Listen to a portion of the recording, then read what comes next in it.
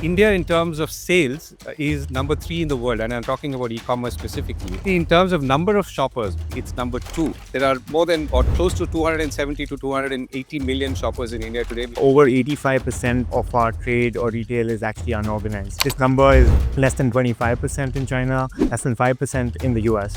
India, has shown that e-commerce in India is very, very real, but it's helping formalize some part of the unorganized sector. But it's creating employment. In the last 5 years, 3 in 5 consumers that have been onboarded have actually come from tier 3 cities. So the accountability for both the platform and the seller is also a topic of discussion that I think the policymakers have continued to focus on. So they have a committee that is looking at dark patterns in e-commerce, etc. But it's all very inclusive. So they want to get feedback from the industry. Suddenly with quick commerce, even somebody who is in their late 60s or 70s is actually quite open to using it. So there's some these interesting new cohorts which get unlocked once the innovation is right. So the government is clear. It's not innovation versus regulation. The two have to coexist.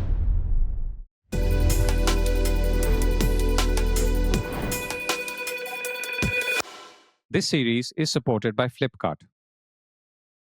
Hi, and welcome to Eye on Retail, where we talk about where e-commerce has arrived at in India today and where could it go, very simply speaking. So there are some very interesting facts which you may or may not know. One is that the India, in terms of sales, is number 3 in the world, and I'm talking about e-commerce specifically. Secondly, in terms of number of shoppers or the number of people who are shopping online, it's number 2. And there are more than or close to 270 to 280 million shoppers in India today, which has slightly overtaken the United States, which makes it 3. China is number 1 at 920. So that's the way to go in terms of opportunity and potential. And countries behind India are Indonesia, Brazil, but they're at about 100 billion, which is much further behind. So in terms of sheer e-commerce size and scale, India is clearly up there in the global rankings. Which obviously makes it an important issue to discuss from 3 or 4 points of view. One is, what are consumers consuming and are likely to consume as we go ahead? Secondly, the class of consumers who's driving e-commerce growth is obviously an important class. It's young India, or mostly young India. But more than that, it's also in an India which is not necessarily in the place that you thought it was. It's different. It's spread across within regions. It's in places which you may not have imagined, even within the same states, within the same cities. So understanding all of that and therefore responding to it becomes pretty important. So as we look ahead, what are the big opportunities? Where's the potential? We need to keep all of this in mind and also look at what are the big international trends that are driving some of these things. For example, quick commerce. For example, the presence or the arrival of brands like Shein, that's changed the way fashion shopping happens. So let's dive into all of that. And I'm going to start by asking both our guests, Manan Bhasin, our partner at Bain Company, from whose report I took some of those figures, and Sangeeta Gupta, Senior Vice President at industry body NASSCOM. So thank you both for joining me. So Manan, let me start with you. You have authored, you're one of the authors of this important report, which takes us through this journey. So what are the 3 or 4 things that stand out to you, which maybe also distinguishes India from other e-commerce markets? Govind, thank you first of all for having me. I think India is a pretty unique market. I think even before we get into e-commerce, I think it's interesting to understand that from a retail landscape perspective, India is unique, right? One of the biggest things is the size of our unorganized trade. So over 85% of our trade or retail is actually unorganized. This number is less than 25% in China, less than 5% in the US, right? So this actually is a pretty unique sort of element about Indian retail and the prevalence and how deep the Kirana network is. The second thing I would say is just the fragmentation of demand in India makes for a pretty interesting retail landscape. And what I mean by that is if you look at the top 50 cities in the country, in any of these countries, let's say India, US, and China, in terms of area, they would actually account for a much smaller part in US and China versus in India. So about the top 50 cities would account for about 10% of the area in India and sort of about like call it like 25-30% of sales, but like in the other markets that actually like number goes up to 50-55%, and it's only 5%. So that fragmentation creates a pretty interesting sort of element for any company, both a retailer as well as an e-commerce company, to navigate. Coupled with this, I think, is just how the digital stack in India has evolved. Right, like this is somewhat underappreciated in the context of India. Right, like we often talk about like in different markets, like just the fact that like how deep the third party logistics network is, how deep the fintech and how evolved all of those elements are. I think those elements are quite unique. I think that said, India's penetration is still about 5 to 6%, and the penetration is quite uneven. So there's a lot of headroom for growth. And I say this specifically knowing that, like, if you think about the digital funnel overall, uh, about half of the consumers who are in the digital funnel, they are chatting online, they are using social media, but they're not on e-commerce apps today. So that really is the potential and where we could go. Got it. Sangeeta, obviously, the growth of e-commerce today is represents the blend of technology, entrepreneurship, product, service, everything that you are, in a way, let's say, looking at or overseeing from a policy perspective. So, walk us through the same journey from your perspective. So I think, thank you so much, Manan. And I read through the report. I think it was phenomenal, the insights that it offered. So, Govind, if you think back for e-commerce in India, and I was just thinking as I was thinking about this interview, in 2015, I think we were in a government meeting, and I mean, the big question was, will India e-commerce touch 50 billion in revenues, right? And I think it was like an aspirational goal, but nobody really thought we would get there. But I think if you look at the numbers that the report points out and all the other data there, India is really has shown that e-commerce in India is very, very real. And obviously, like you said, some of the models around quick commerce, etc., I think are very India first. So it's not just about replicating what's happening in the US and China. You're also seeing a very India first model emerging from e-commerce in India. As you see the policy lens, I think again it's had its ups and downs, but I think there is recognition for the fact that one, e-commerce is helping formalize this fragmented, unorganized trade that existed, right? So in the past, you would not know who these MSME, SMEs are, who are selling, how they're selling. It's helped formalize, still a very small portion, but it's helping formalize some part of the, undocumented, unorganized sector. I think the second is really the job creation it's done, right? And, people may be saying, okay, why so many delivery jobs in India? But it's creating employment, it's educating talent to understand how to work with digital tools, because it's not just about delivering, they're understanding how these tools can be used, and that is going to help them in their growth journey. I think the third is really about the opportunity it's creating for small MSMEs in the country, the youth in this country. So it's changing behaviors in many ways. So policymakers fully recognize the impact e-commerce has created, and that's why you see, while there'll be lots of ifs and buts that may come across, but overall I think there is a huge support for growth of e-commerce in the country. Okay, if we were to dive down now a little bit, Manan, so, e-commerce is a broad term, and within that, there are some categories that are really defining why it's growing so fast, or the velocity with which it's growing. So, walk us through that, and why again, perhaps things are different in India as things stand today. Yeah, so I think, look, just to get everyone up to speed. So India e-commerce today is about 60 billion as a market. So about 280 million shoppers are online. And from a category mix perspective, if you go back in time, right, like 10 years back, this was largely mobiles, some electronics, etc., being sold online, right? Like at that point of time, one of the big questions was that, like, as you move beyond standardized categories, will the promise of e-commerce still hold, right? Like think fashion, think grocery, think general merchandise and personal care. Today, as we think about it, the way I would say it is high frequency categories, right? Like, which to me is grocery, lifestyle, which includes both fashion as well as beauty and personal care, general merchandise, these really contribute to about 50 to 55% of the overall market. This is the segment of the market which is actually driving a lot of the growth. This is the segment of the market which we expect to be about 70% of the market come 2030. And this is a trend that has actually played out. So if you look at the same data in 2020, that number would have been closer to a third. And part of it is just driven by like fundamental penetration, right? Like grocery penetration in India, which is online penetration, is still sub 1%. So this number has to go 4 to 5x. Now, when you look at fashion penetration, again, it's about 12 to 13%. When you look at general merchandise penetration, again, sort of 14, 15%. All of these numbers that I'm saying are significantly behind Western markets, right? Like grocery in the US is about 7%, China is about 15%. So there's a lot of headroom for growth just fundamentally in these categories. The other thing which is probably worth calling out, Govind, is what I'm talking about is the mix in some senses, right? Like, but what is also worth understanding is that India is getting more affluent.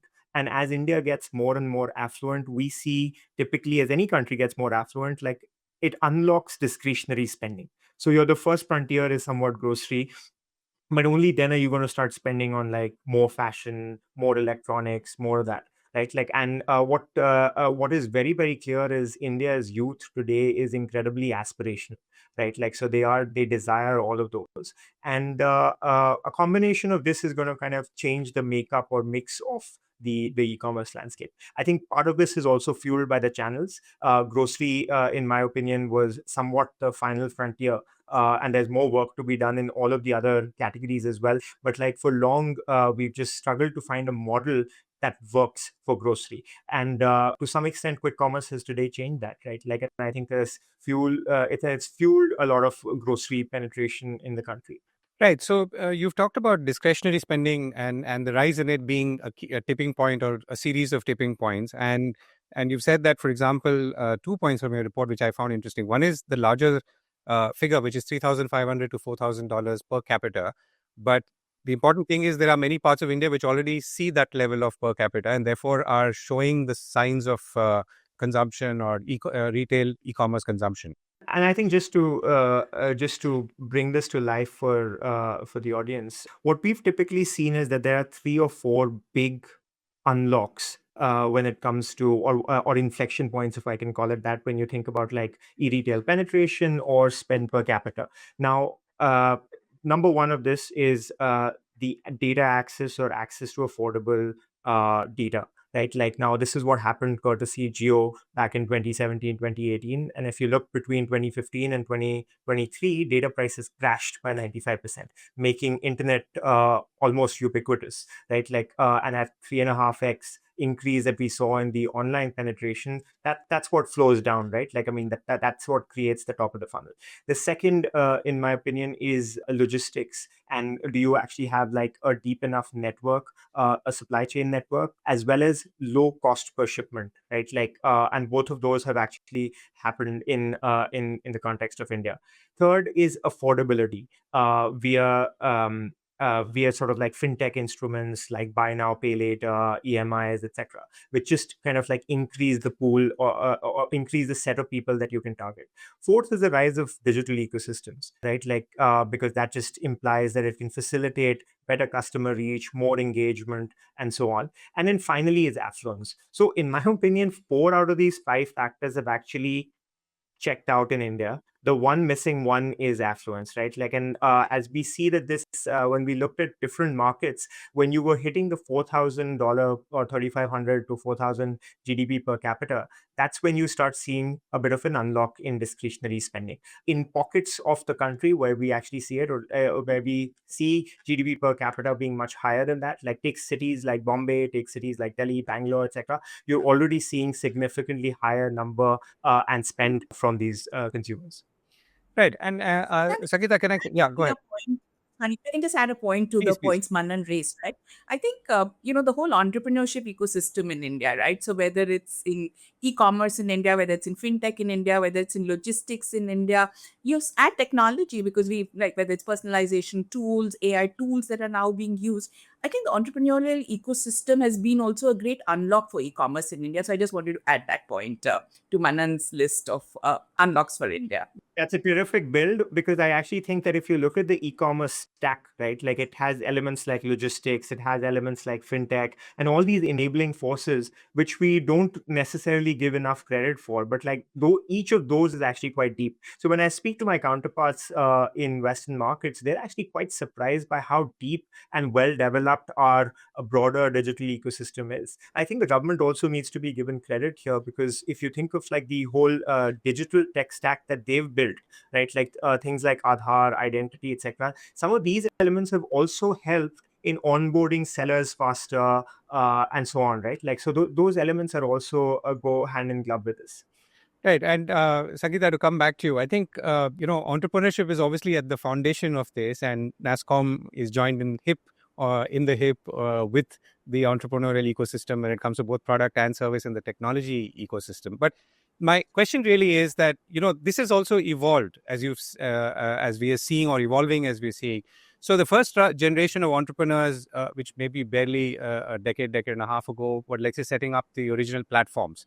Some have done well, some have not. Similarly, many of them set up, or some of them set up the main logistics enabling hubs, which were more physical than digital, though it obviously had an element of digital.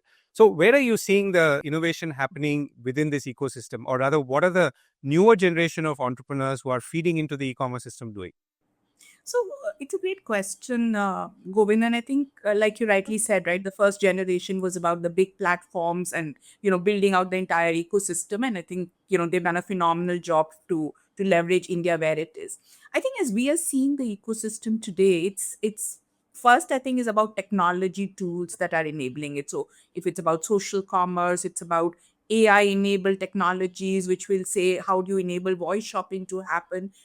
I think the era of creating another big platform probably in India is, you'll have to compete with the biggies to make that happen. But I think niche vertical platforms, you're seeing some of that grow in India. And like I said, a lot of focus on technology that will enable us to bring the 95% that are not online and get the 5% to spend more. I think that is where we're, at least as NASSCOM, seeing a lot more of the innovation ecosystem that's happening in India. And I think, while we've talked about the big retail platforms, I do want to mention the government and its e-commerce platforms, right? I mean, the GEM portal, it's like, enabled government procurement for government. So they're also a enabler for how they are procuring through these online tools, online platforms. So I think, it's crossed some 3 crore in orders, some 11 lakh crore in value GMV. Now, very often in the retail story, when you talk about it, many of these platforms don't get covered as much. So you're also seeing innovation based on specific organizational needs, right? And the government is one kind of example here that we're looking at. And I'm going to come back to you for any interesting examples you have when you talked about more the next generation entrepreneurs or rather in next generation e-commerce and next generation entrepreneurs who could be fueling it. Manan, so one of the funnels that you talked about, you said that the funnel is really everyone who's in the digital ecosystem. So I'm assuming that could be 800 million plus smartphones. Do correct me on that figure if I'm wrong. And the number of consumers today who are about 270 to 80 million. So is that the market gap right now or size?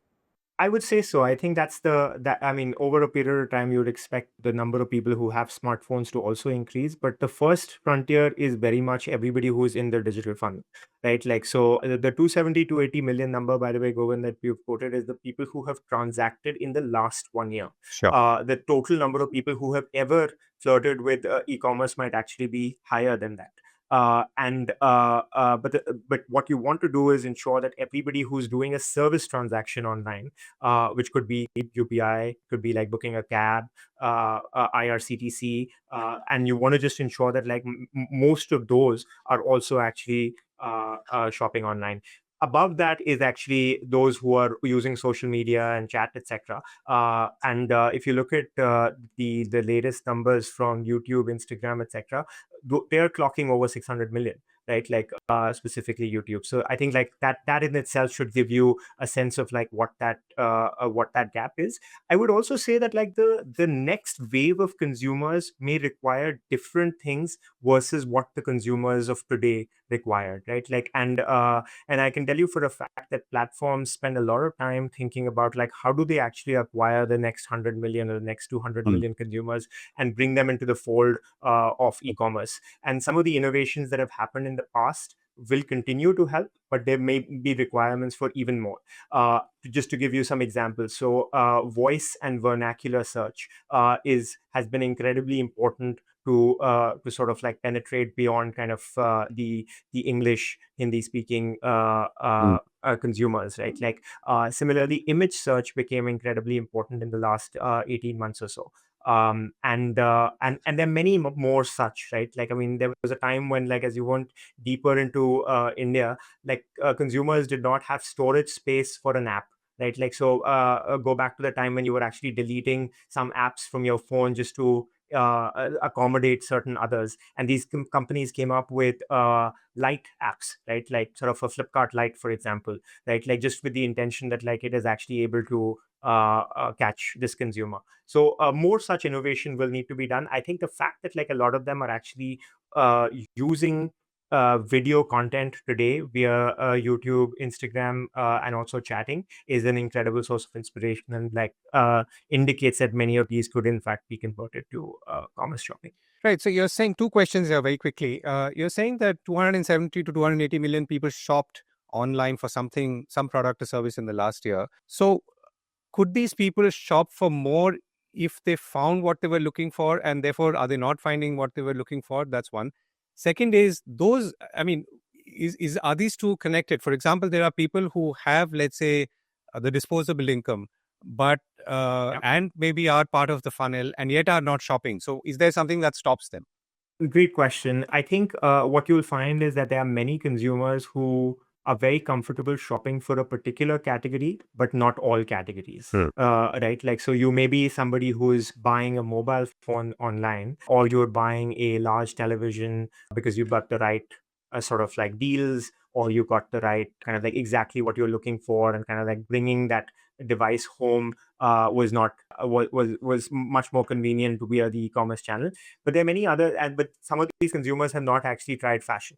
Some of these consumers who are actually shopping on fashion right now have not tried grocery, right? Like, or even if they have tried, they've just the number of times they do it is much fewer. So one of the metrics to almost think about is the transactions per customer and the number of categories that that consumer is actually trying out, and that actually is also simultaneously going to give you more headroom in terms of and that's kind of like because it helps grow your spend per consumer, so to say, and over a period of time that actually fuels e-commerce as well. I think I'll give you one anecdotal example, right? Like with quick commerce, one of the things that like we've often found is that like e-commerce earlier was very much centered around younger consumers or relatively younger consumers, right? Like it wasn't necessarily something that like say my parents would be using, right? Like but suddenly with quick commerce, like the like even somebody who is in his in their late 60s or 70s is actually quite open to using it. So there's some of these interesting new cohorts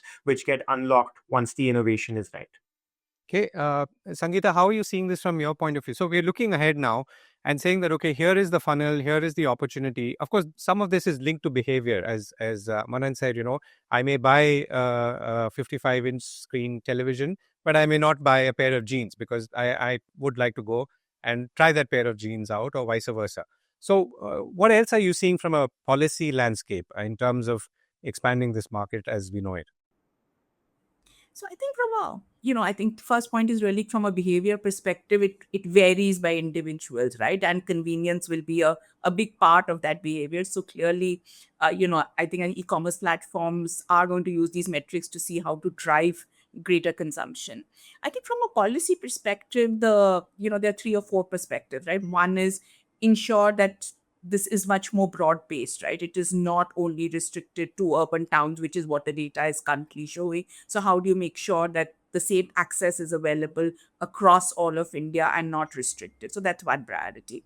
I think the second focus is really around consumer trust and preventing frauds, because while you digitize as an economy, you also see greater issues of fraud and trust that are emerging, and the government obviously wants to keep the consumer at the center of all policy making. And how do you ensure that the consumer is not taken for a ride with some non-obvious platforms trying to duplicate frauds and make that happen?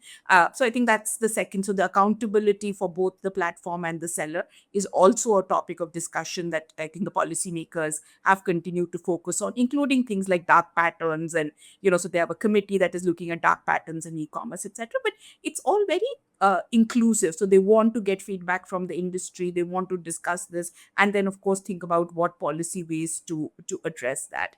Um, I think the third is really about using vernacular, right? And I think how do you ensure the points that Manan was talking about, voice, video? How do you make it easier for people to use these platforms so it's not restrictive again to only a larger English-speaking population that is familiar with shopping online and can make all of this happen? So I would think these are the broader ones, and of course ONDC is their big platform to get in a lot more smaller retailers across the country on, and sell to a much larger audience. There's also a strong focus on e-commerce exports from India, right? So it's not just about what India is consuming, but what India is producing. How do you sell it in greater markets? So I would say a combination of all of this is what we see that lies ahead. Manan, that if I can pick up on that one point, we didn't touch on this as such because we are talking about the domestic market. Does your report focus on this aspect? I mean, which of course is more to do with the supply side and the MSME universe. Yeah, I think like if you, I think look, this is a two-sided marketplace, right? Ultimately, like we spend a lot of time talking about the consumers. I would say like we all spend lesser time talking about the seller landscape. But one of the biggest things e-commerce has actually done in the country is it's created and allowed a seller sitting in Tirupur or Surat to actually be selling all over the country, right? Like, and that's actually been like one of the access that seller has had is actually quite mind-boggling, right? Like, and today, like there are probably over 100,000 sellers across these platforms. And interestingly enough, we were talking about how inclusive this is. If I look at just the last 4 years, 60% of the new sellers that are being onboarded are actually coming from tier two towns, Wow. which should give you a sense of like both how deep this entrepreneurship is in the country and how inclusive the growth has actually been. So it's quite deep. It's like, and I think you would expect more and more to happen, and across different sectors as well. And we're also, as Sangeeta was saying, we are seeing exports. I mean, and we are seeing consistently growing exports. And of course, suppliers who are becoming exporters who may not have maybe even thought of it once upon a time. No, absolutely. And I think if you look at some other markets, right, like take China, Alibaba runs AliExpress, which is very much trying to get their products outside of the country to other countries. Or if you think of Temu, which is basically providing low cost products from China into the US, right? And they built an entire business around it, right? Like obviously that has fueled a huge number of sellers in that market. India also has that potential. I think it's beginning to happen, but we're only scratching the surface at this point of time, right? Like I think there's a lot more to be done. I'm going to come to the innovation ecosystem and what that can do or should do to enable this in a few moments. But before that, the other point, Manan, is about the nature of, let's say, shopping and the nature of consumption that's spread across the country, the important role of tier two cities and smaller towns. And many of them, which you may not have thought of, being powering certain categories of purchase, including in maybe fashion. So tell us about is that something that you allow it to grow? Is there something that we need to do in order to nurture it and maybe try and replicate it elsewhere? Look, I think like when it comes to growth, it doesn't need to be sort of like centered around like certain towns and cities, right? Like, I mean, you want this to be actually as even as you want, as even as it could be across the country, right? Like, I think like in fact, I would go to the extent, Govind, of saying that like some of the tier two cities, if you really think about it, what the missing piece of the puzzle was never aspiration; it was always access, right? Like, because it may not be economically viable for a brand to actually have a local presence there, right? Like, yet there are consumers who were traveling to another city just to buy that particular product or waiting to buy that particular product. What e-commerce has done is, and supported by the infrastructure and the supply chain rails that we have, is to be able to connect those two, right? Like that seller selling something from Surat for it to reach somebody in Bhopal, right? Like, or a brand which is actually present in only where one store is present in Bombay, but like somebody in Delhi or somebody in another part of the city can actually,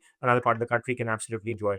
So I think like a lot of the growth will also come from tier two and tier three cities. In fact, like one of the things as we've tried to track this market over the years, I would say 4 5 years back, we used to talk a lot about tier two cities. Increasingly, I would say the theme is tier three and four cities, right? Like, I mean, if I look at the last 5 years, again, 3 and 5 consumers that have been onboarded have actually come from tier three cities. And there are very interesting dynamics about like how these consumers buy. Of course, there will be behavioral differences in terms of their purchase behavior, but at the same time, the spending power exists. It's not that like we see like significantly lower average selling price or ASPs in these markets versus some of the bigger markets. So, which again, like kind of tells you how much spending power there exists in some of these markets and like how underserved they were. So there's a lot of potential to just kind of make that penetration more even, in my opinion. And there was a point that you made in your report about markets like Coimbatore and Vadodara or Baroda, where you've seen 40% higher retail e-spend per shopper compared to other markets like Prayagraj and Warangal. So, and the fact that these consumers prefer premium products which have higher selling prices and so on. So let me come back to the innovation ecosystem, and that's really at the foundation of what's going to drive change and help us realize the opportunity and potential. So, Manan, let me start with you first, and Sangeeta, I'll come to you for the last word. So, Manan, when you look at some of these opportunities that you've talked about in our conversation just now, in your report earlier, a lot of this, addressing this, whether it's the distribution, the logistics, the kind of products, making it attractive for people, creating the fintech enablement and the simplicity of transactions, all of that will be driven by the innovation ecosystem. So tell us about what are your 2 or 3 key asks or desires which would you think will help fuel this journey? Look, I think like to be honest, like Indian entrepreneurs don't need my guidance to be, and I think like they're incredibly adept at figuring out like exactly where the gaps are and what is required. And going like I must say that like we meet some fascinating entrepreneurs which are really trying to do some very interesting things in trying to build for India, right? Like I think like I spoke earlier about kind of like so many consumers actually being online and on social media, one of the big things that we've seen is this whole idea of creator commerce emerge, right? Like, and how do you actually because a lot of consumers, specifically younger consumers, are looking at creators for inspiration on what to buy, and simultaneously, that's actually where time is being spent. Right, like so ultimately it is important, it is but obvious that like some of the shopping starts there, right? Like so if I look at Gen Z consumers, for example, almost 2/3 of them say that they look for social media for product discovery. And in that light, I think like how we sort of like building for creators and creating like creator commerce engines becomes quite interesting and important. There's companies such as Wishlink which are doing some very interesting work on this, and equally a lot of platforms, I know Myntra is doing something like Glam Street, for example. Flipkart's trying to do its own version of it, and a lot of platforms are doing it, like, but it just becomes very interesting. This portion, by the way, live commerce, creator commerce, is humongous. focus in China and Southeast Asia. It's just not really taken off in India in the same way for a variety of reasons. But like that's probably one angle. The other thing I would say, which is interesting, is just this wave of AI, and like as search migrates from, there was a time when like kind of search was migrating, at least product commerce search was migrating from Google to Amazon in the US and into Flipkart in India. From there, how do you actually go towards the like it's today beginning to happen on ChatGPT, etc. I often say that best or most interesting businesses are not built by the kind of like the rising tide, right? Like it's just like a lot of businesses get created in the process of that, right? Like I mean, the enabling ecosystem is really where a lot of the value creation can happen. Right. Thanks very much for that, Manan. So, Sangeeta, to you, I think the question is the same. I mean, where do you see the innovation ecosystem plugging in and powering e-commerce growth? But let me also bring in some of the points that you mentioned earlier when you talked about, some of the concerns, including on, areas like dark patterns, on fraud, and basically giving customers the sense that what they're doing or transactions that they're doing are safe. So, and these are problems that have to be addressed too in order to overall grow the market and make more consumers happy. Go ahead. So I think I'll start with the second part of the question, Govin, which is really about building trust in the ecosystem. I think that will be an ongoing task, right? Because in a retail place, you could go, you kind of knew the jewelry shop owner, so you could, you knew trusted him. He was in your family for years. Now, if you're buying from a online shopping place, you will have hesitation on buying a high expensive luxury good, which is the affluence point that Manan talked about. So I think building trust is going to be an ongoing effort that people will need to do. I think there also needs to be a system where when there are frauds happening, there is a way to figure out and quickly make sure that the person who's doing the fraud is penalized appropriately, and not just saying stop this activity, but there is a system of penalties that will work to make this happen. And of course, I think the policymakers have to stay ahead of what are the likely issues that will come up. So I think as NASSCOM, we keep talking about these regulatory sandboxes, right? So keep creating these sandboxes in partnership with the e-commerce companies of saying what are some of the things that we should be careful about and how do you build for that. So I think that's how we'll have to think about the policy ecosystem from a e-commerce perspective.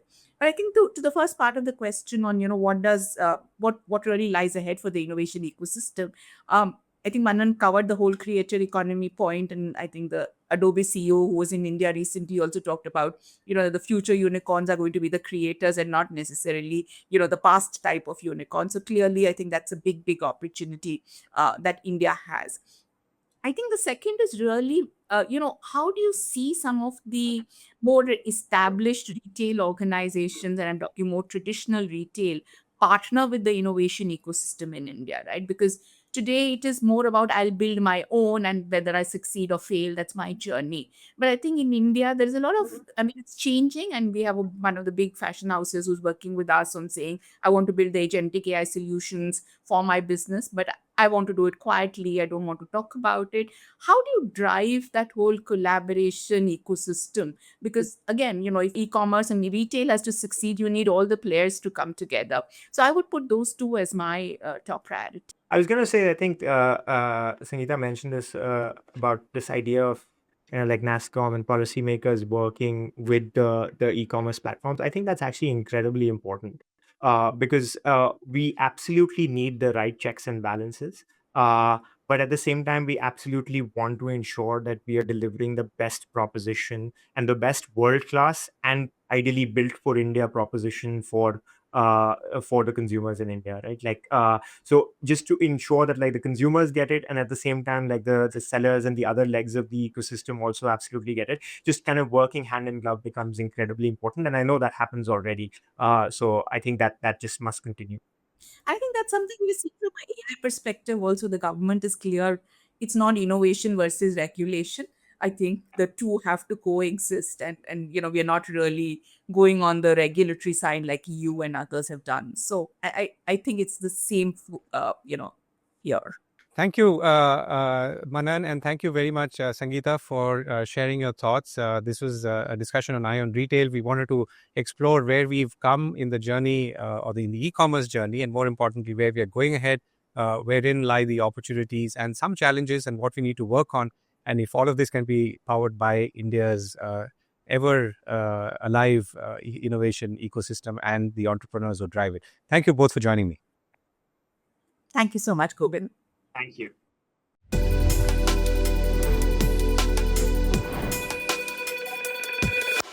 This series is supported by Flipkart.